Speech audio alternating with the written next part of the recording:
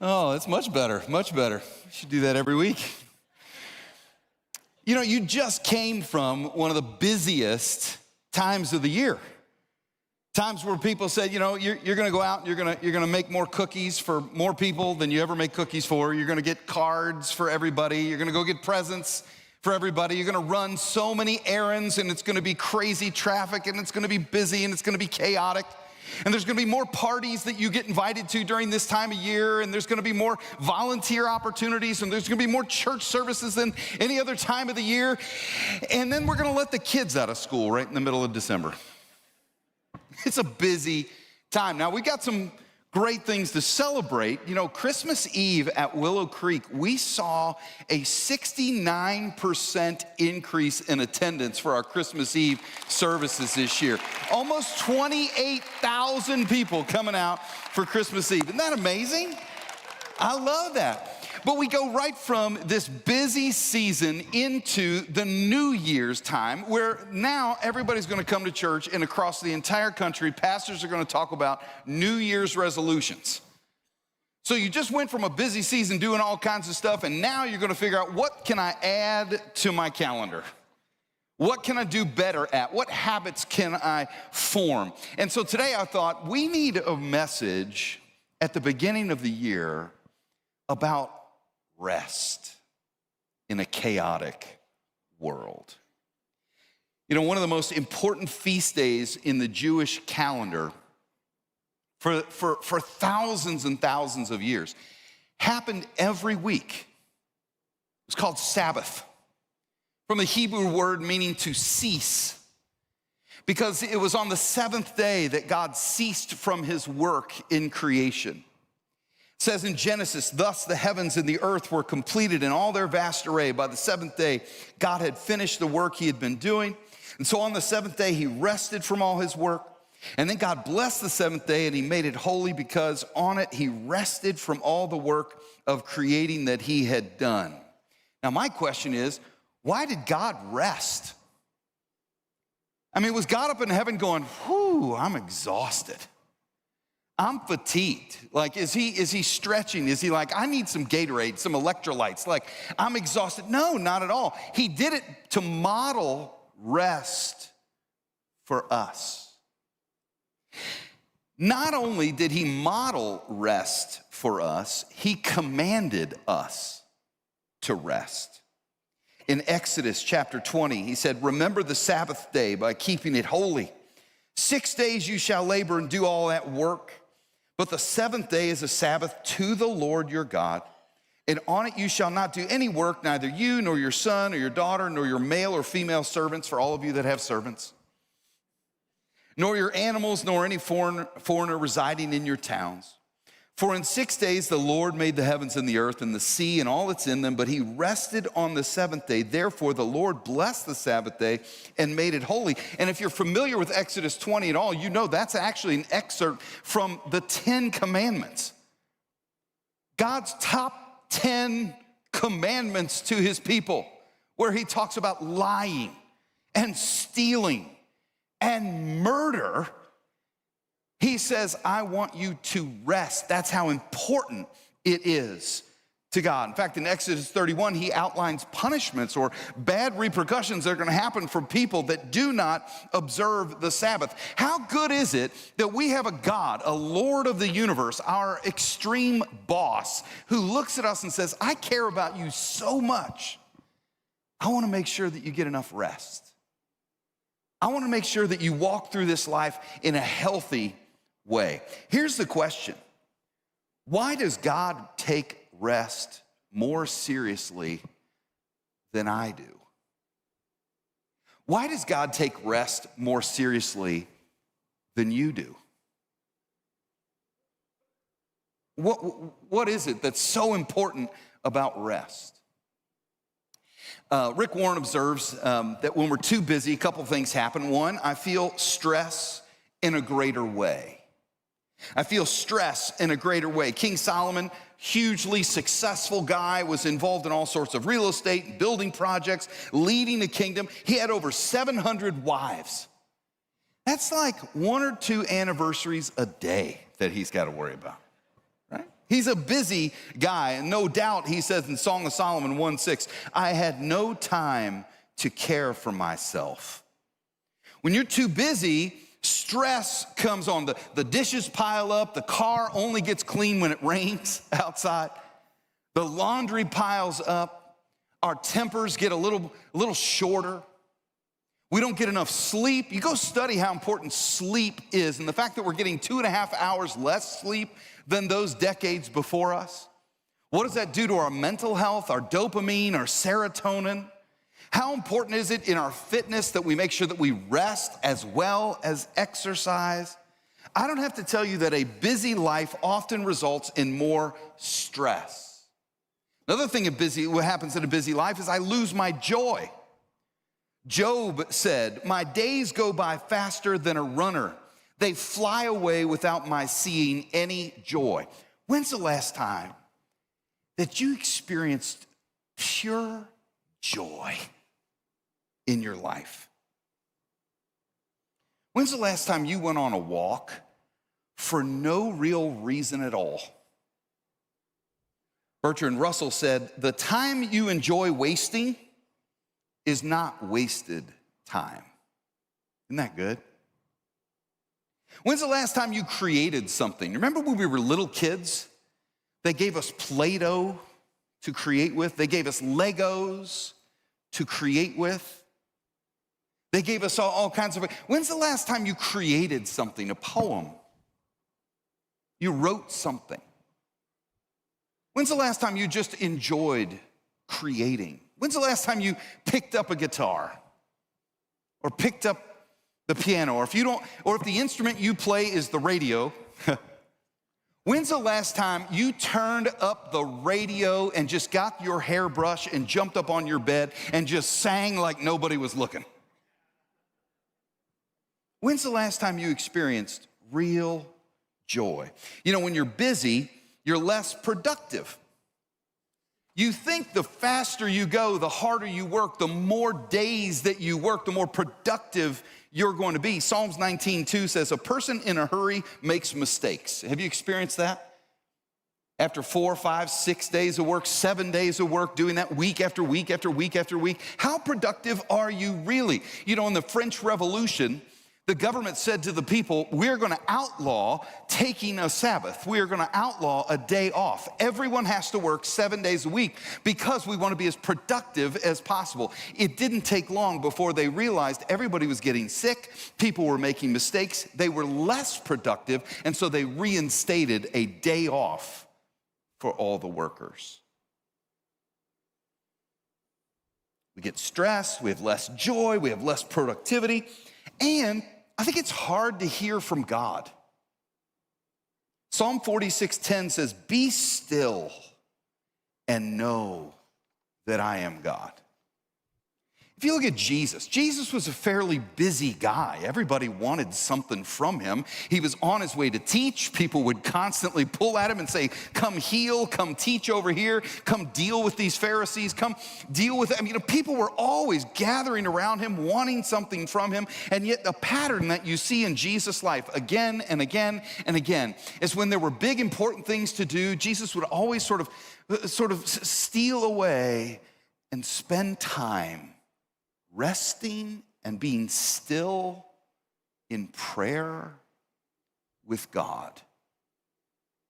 You think about the night before he was arrested. What did he do? He went away to pray. The night before he had a big decision to make, to draft the apostles, to choose the apostles. What did he do? Verse 12 here, it says, one of those days Jesus went out to a mountainside to pray, and he spent the night praying to God. And when morning came, he called his disciples to him, and that's when he chose 12 of them, whom he also designated apostles. So when I'm busy, I'm too busy, I'm stressed out, I lose my joy, I'm less productive, and it's harder for me to really discern God's voice in my life. And so this commandment from God that he models for us and then commands us to do, this idea of a Sabbath or taking a day to rest or taking a day to honor God, it really is a gift from him to us for our benefit. And over the course of years and years and years, what I see is basically sort of two extremes on how folks have reacted to this idea of a Sabbath or a day off. The first is that people will become kind of legalistic about it. They'll take it really seriously in regards to we got to make this happen. It's without exception. We've got to do everything we can. And I don't know where it goes bad. I imagine at some point it gets bad because Jesus would argue with the Pharisees who would say, don't you heal somebody on the Sabbath? And Jesus is like, what? Of course I'm going to heal somebody on the Sabbath. So at some point, that extremism goes wrong. I don't know where it goes wrong. I just know that I've seen examples of this sort of extreme observance of a Sabbath. I remember, like my grandpa, he would not mow the grass on Sunday. Now, I know other people that love to mow the grass on Sunday because it's one of the ways that they connect with God. It doesn't feel like work to them. But for him, he was like, I will not work. That is work. I will not work. I will not do that on Sunday. If you were here for our Christmas series, you know, Sean and I traveled to Israel. One of the things that we got to observe was a Shabbat, a Sabbath. And one of the very interesting things for me was I walked into an elevator on Sabbath and I went to push the button and they didn't work because the elevator was in Sabbath mode. And I'm like, what are you talking about, Sabbath mode? And sure enough, the elevator just goes up and down, floor by floor by floor, then back down, floor by floor by floor, and you just get on, you ride it up. Terribly inefficient. But they determined that pushing a button was work. And therefore, we would not work on the Sabbath. Again, I'm not critiquing it. I'm just saying, there's this extreme over here. And then there's this extreme over here. And I bet this is the extreme that a lot of us tend toward. And that is the extreme where we almost take our 7-day work week and wear it as a badge of honor. We walk in to work or we talk with our boss or we talk to people. Hey, how you doing? I'm busy, so busy.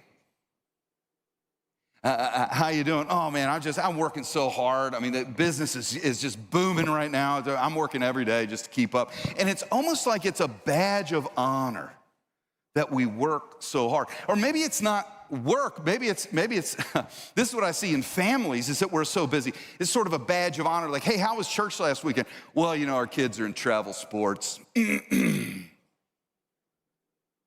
Travel sports.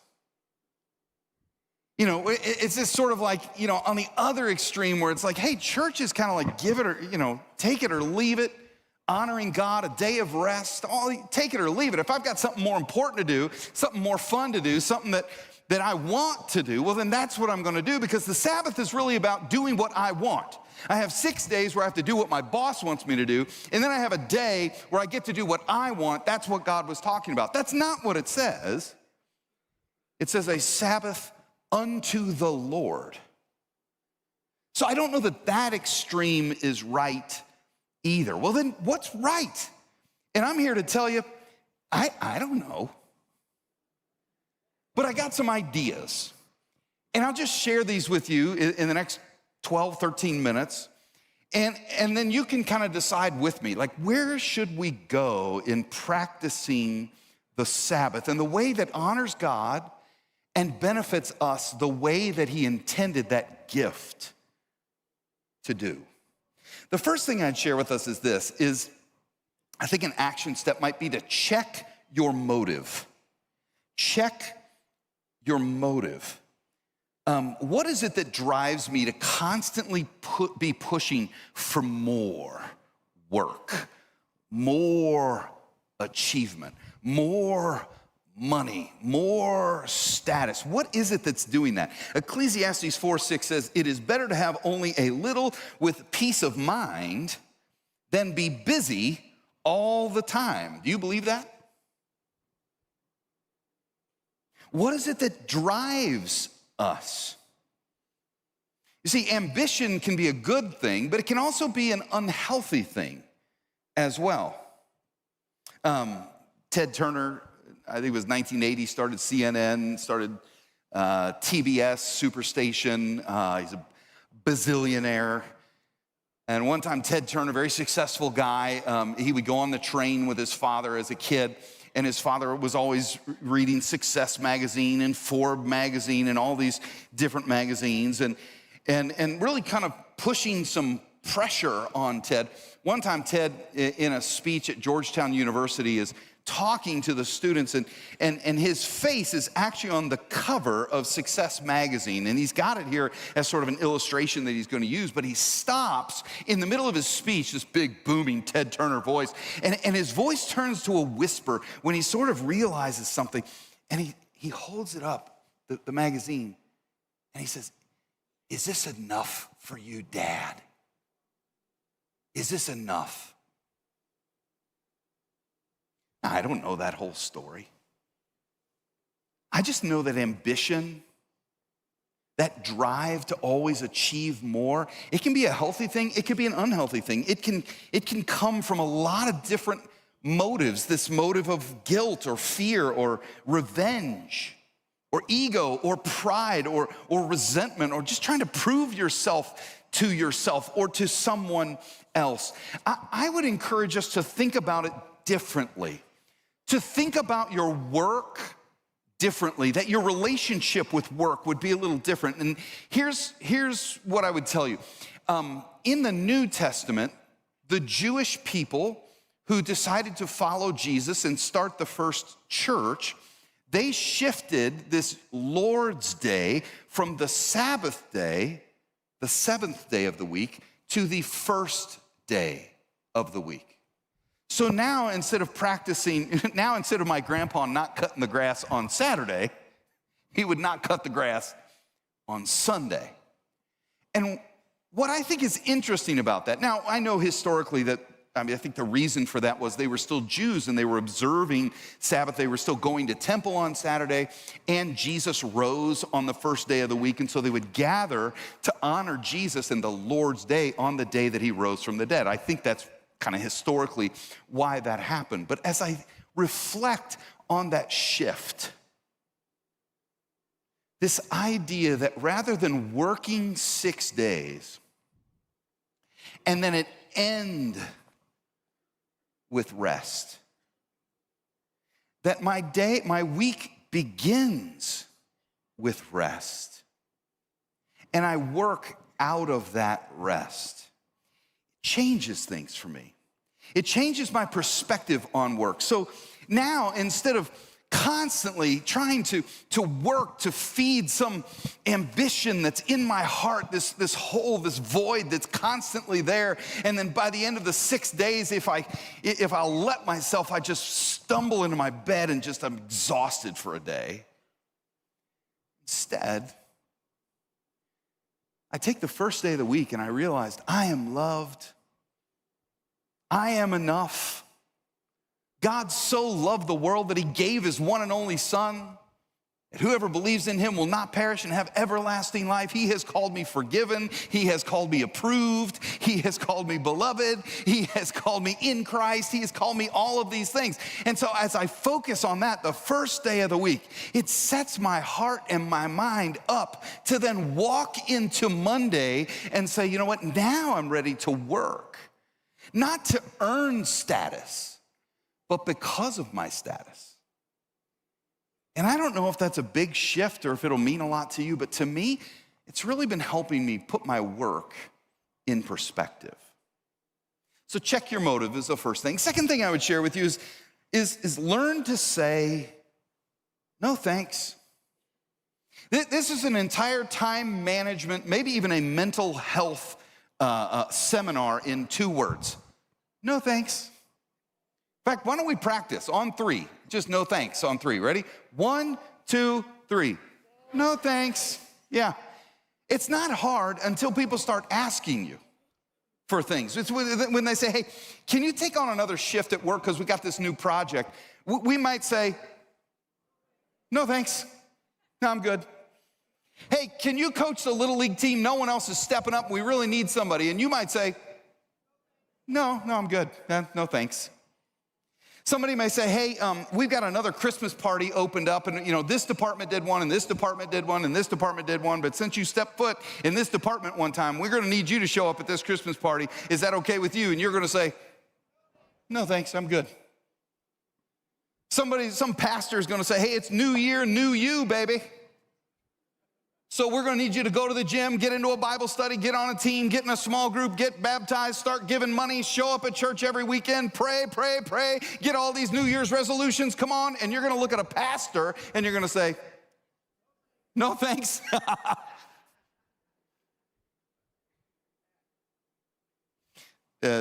Obviously it's a rose, a few roses. And it's at this time of the year that I always reflect on the rose. Because it's at this time of the year that I always feel that draw to add all of these habits and new things that I need to do to get better and better and better. But it's also about this time of year. It's in a couple of months, but in a couple of months, the rose farmer, the gardener knows that the way to get the most out of a rose bush is you prune the rose bush. At the beginning of the season, what they'll do is they'll come in and they'll cut off all the old dead branches. And then they'll actually, in addition to cutting off all the old dead branches, they'll actually go in and there'll be some branches, some shoots, some actually shoots that have buds on them, like things that are gonna become roses, and they'll actually cut those off because they're a little bit weaker and they're taking resources from the rest of the really healthy plant. And so they'll prune some of those things in order that, get this, the rose becomes everything it was created to be. You know where I'm going with this? Because the same God that created the rose bush and that whole process created you. It very well could be that instead of thinking of all the things you need to start doing this year, maybe this is a time for you to say, man, this is my don't do list. Here are the few things that I need to prune from my life. Because just because I can buy it doesn't mean I should. And just because I can get it into my schedule doesn't mean that I should. Just because I can say yes doesn't mean that I should say yes. It could be that there are some actually some good things, but are they the best things? And so my prayer for us is Ephesians 1:18, where Paul tells the Ephesians church, he says, I ask God to make your eyes focused and clear so you can see exactly what it is God is calling you to do. I will tell you this, you have exactly enough hours in the day to do everything God is calling you to do and still be a healthy human being. So that if you have a schedule that is burning you out, if you have a schedule that has too much on it, you know that there's at least some things in there that God's not asking you to do. And so our prayer is, God, give us those eyes focused and clear so that we can see exactly what it is that you're calling us to do. So I'm gonna check my motives. I'm gonna have my work in the right perspective. I'm not gonna try and earn love, earn status, earn security. I'm not doing that. I'm gonna rest in God and then work out of that. I'm gonna learn to say, hey, no thanks. No thanks. And then number 3, practice the rooted rhythm of Sabbath. Practice the rooted rhythm of Sabbath. It's an interesting tidbit, we'll say, or motive, or why, that we learn in verse 15 of Deuteronomy 5. When God is talking about the Sabbath, he says this, remember that you were slaves in Egypt and that the Lord your God brought you out of there with a mighty hand and an outstretched arm. Therefore, the Lord your God has commanded you to observe the Sabbath day. Is that not blowing your mind? That's blowing my mind, because what he's saying there is this. It's not just about taking a day off so your serotonin level can go up or whatever it does. This is a spiritual act of trusting God, because the people of Israel, they used to be slaves. They used to get up every day and somebody tell them when to eat and when to go to the bathroom and when to work and where to go there. And they didn't have days off. They just did it and did it and did it wherever they were. And God brought them out of there with 10 plagues and parting seas and pillars of fire and smoke. And God brought them out of there. It was God saying, I want you to observe the Sabbath because I want you to always remember that I'm the reason. You don't trust in your skill. You don't trust in your effort. You don't trust in your achievement. You don't trust in your resources. You trust in me. And you take a Sabbath day, not just because you need a day off or it'd be fun to go for a walk. You take a day off to honor God and remember that He is the source of your security. He is the source of your provision. He is the source. He's the one that's running the universe, and He don't need you to do it. You can take a day off and trust that God can run the universe just fine without you. And so we practice this idea of not just taking a day where we don't go into the office, but literally, and you're going to think this is self-serving somehow, but I promise you it's not. This is why I think we gather together for worship on Sunday. This is part of the reason that it says in the New Testament that they gathered together, because it's not just about taking a day off. It's about gathering and honoring God. It says the Sabbath, practice this, remember the Sabbath unto the Lord. Honor God with the Sabbath. And so I would encourage you, maybe, I don't know where the extremes are, I don't know. But I know that church attendance for those that go to church in the United States is now 1 out of every 6 weeks. And I can't judge that because I don't know where, I just know that for me, that would never be enough to keep my mind and my heart where it needs to be. It would never be enough for me, after all God has done for me, to not come into with my brothers and sisters and offer God gratitude and praise. I would never be able to keep my perspective on work or my effort or what I'm supposed to put my trust in without coming and gathering together and being reminded of the miracles in His Word and His faithfulness in His Word, and gathering with the people of God and singing praises and remembering just how big God is. I need that for me more than once every 6 weeks. And so I would share with you, maybe if your perspective on Sabbath and what it's really about changes a bit, that maybe one of your next steps this year is just to come to church more often. And I say that, please, with as much sort of grace as possible. I don't think we need to be legalistic about it. But I know that, like with travel sports or golf or whatever it is, sometimes it's so easy to just go do that rather than come to church. And I'll say this, when you come, what if we came not just to receive or to consume, but we made this year's Sabbath practice about coming ready to honor God? In other words, I'm not coming in going, who's speaking today? And after church, like, how was it? How was church? Like, you get to evaluate the performance.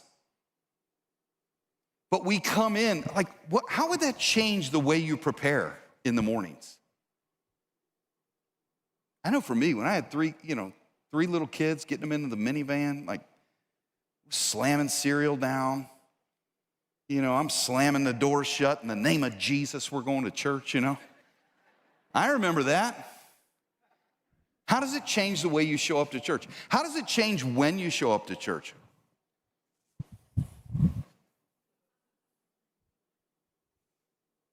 When you roll in, how does it change your attitude when you sit down and you prepare your heart and mind for what you get to do? Not what you get to evaluate, but what you get to do to honor God with your brothers and sisters.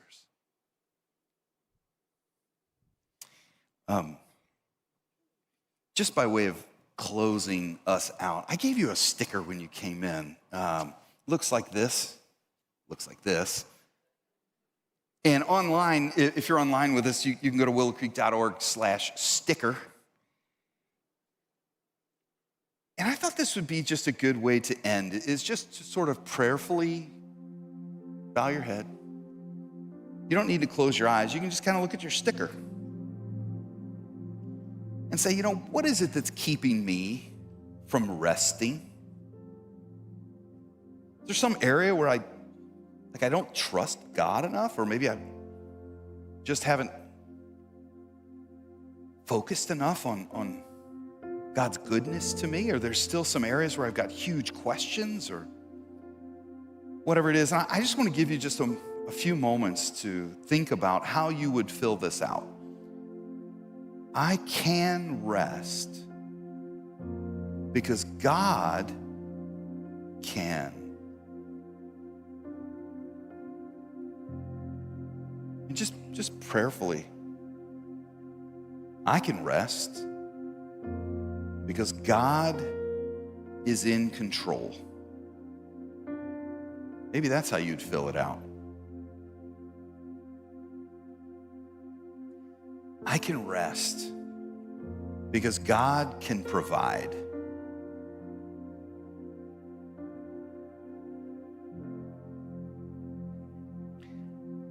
I can rest because God's voice in my life is more authoritative and true than the voices of my past. I can rest because God has given me enough.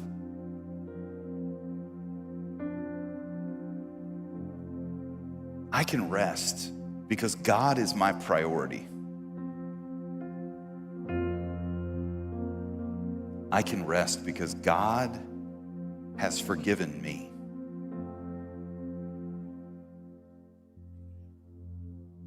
I can rest because God can protect my family.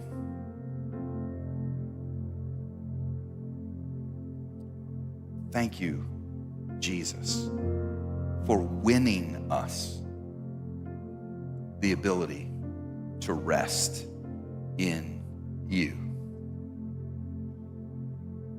Amen.